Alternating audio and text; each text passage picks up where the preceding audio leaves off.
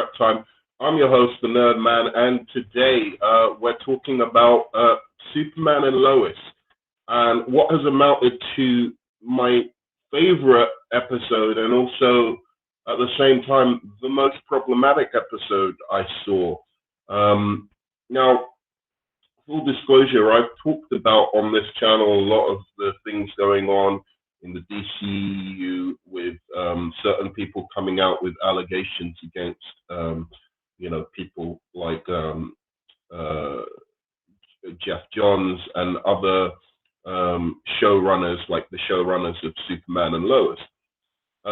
They recently were accused of having certain racial insensitivities in the writing room.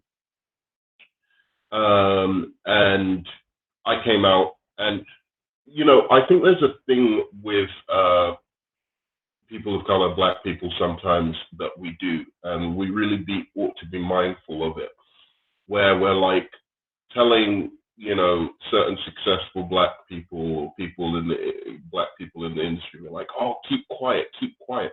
If there's something going on, just stay quiet. So maybe if you stay quiet, they'll leave us alone. And I don't look. I'm by nature a very, very diplomatic person.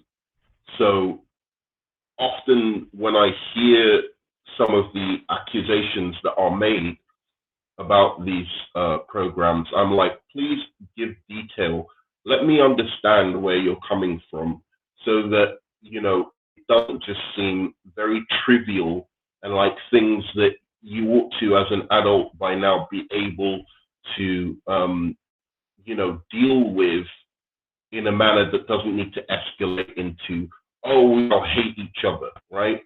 Some people often don't know that they're being racist. Sometimes they just, they're being a little bit ignorant, and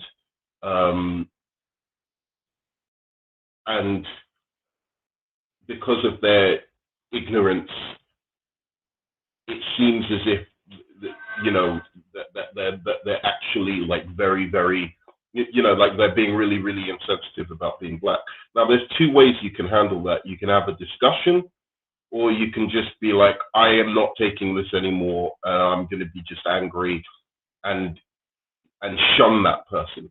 And I think too often what's happening to these days, and this is what I'm really, really against, is that instead of black people taking those people who may do something racially insensitive out of ignorance and taking them aside and actually talking to them, the new attitude is just like, we're not taking it, and this person has forever become a racist asshole because they did something that was racially insensitive. And I think that's a problem. I think that's not a way to build bridges and try and find ways forward.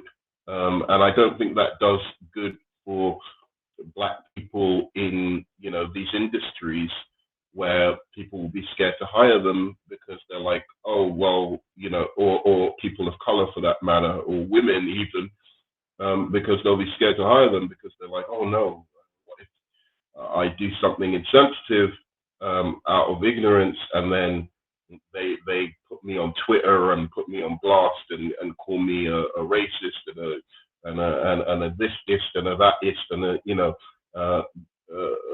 so forth.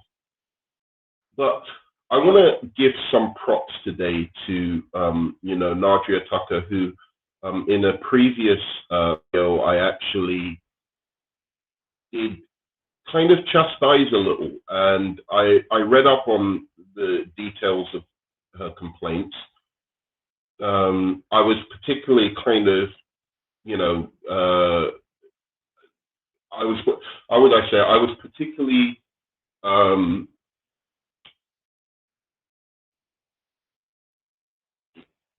belligerent towards her suggesting that the Kents should be made black because she was worried that too many of the villains in the Superman and Lois were black, and that there weren't any kind of heroic characters that were black. And then I kind of watched the show, and in watching the show, I noticed that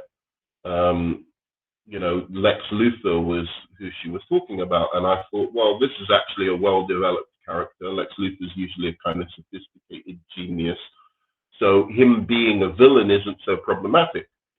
But there is a problematic villain who I believe this is who he's talking about as the other black person in the show. And what I wanted to get down to as to why I felt really enjoyed the show, but at the same time it was very problematic, was this young man who's actually a very, very good actor. He's very talented. And he was in the show. I had it open, literally had it open, and now it's not there. Okay, so we're gonna have to go in again and open.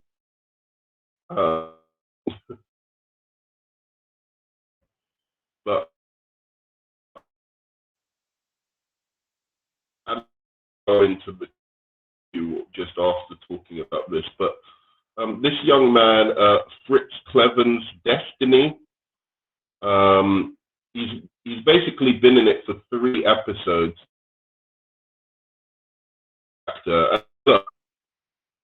He plays in this, in this episode and throughout the series, he's played this kind of bully who's in a relationship with Lana Lang's daughter. Now, one thing I'll note about this, the 2 things that really struck me as kind of problematic about this guy's depiction in the show. Now, I'm going to give the show the benefit of the doubt and imagine that they weren't looking for somebody black when they were casting this role. They just put out an opening casting and, found that this guy was the best person for this particular role because he was just really, a really good actor, and he was the scariest or the most, intimidating when he did his audition. However, there's 2 problematic issues with him being in this role. One is that he's playing a bully that is a one-dimensional bully who is a complete stereotype of a violent, angry black person who, his girlfriend was kissed in the first episode, and he's so unreasonable that he can't, just look past that and continues to attack this young, vulnerable white boy. Now, this image of this kind of bully being associated with blackness is very, very problematic. The second thing is you have a relationship, which is a mixed relationship, for once on a CW show between an actual black male and a white woman, because usually they like to do these mixed kind of relationships, something that Nadria herself picks up on. They like to do these mixed relationships, but it's usually a white man with a Asian or black or or Indian or woman.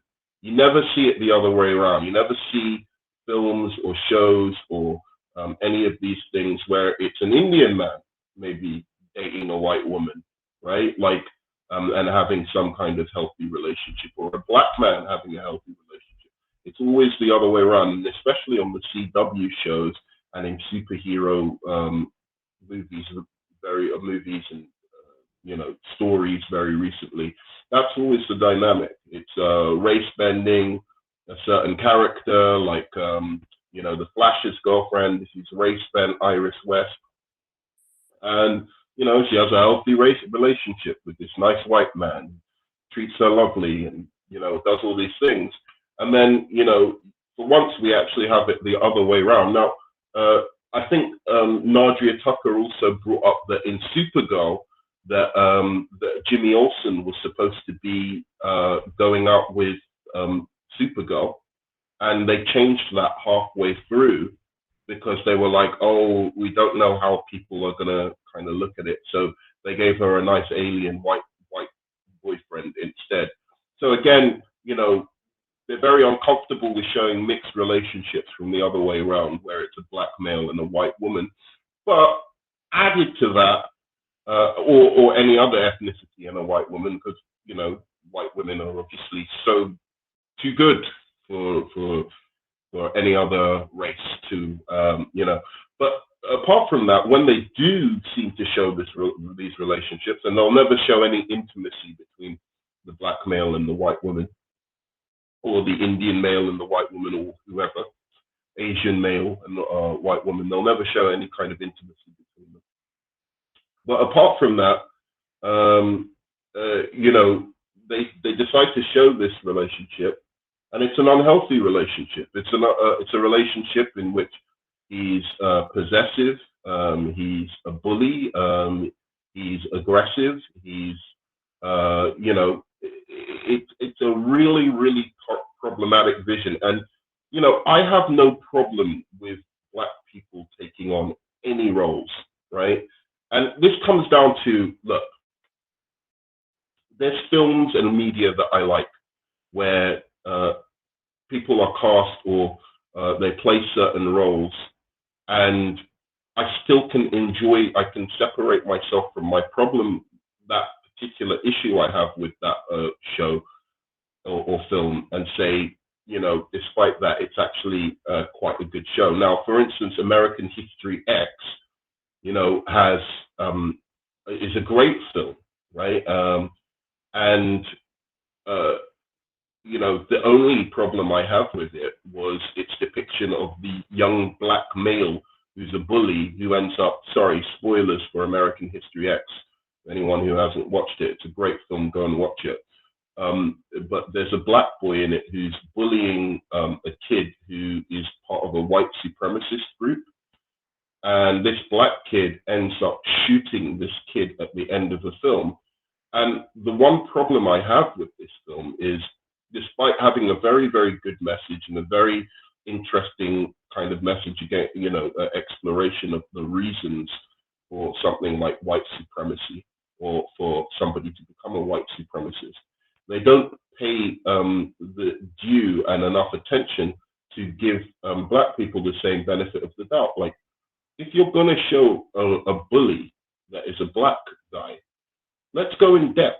Let's find out about this person. Let's find out why they're a bully. And then you might be able to see that, okay, there are other elements creating the outward persona that make it more complicated, the situation. That this person wasn't just born a bully because of their social status or their intelligence level, or something like that. That this person has become a bully because of their environment and what's been happening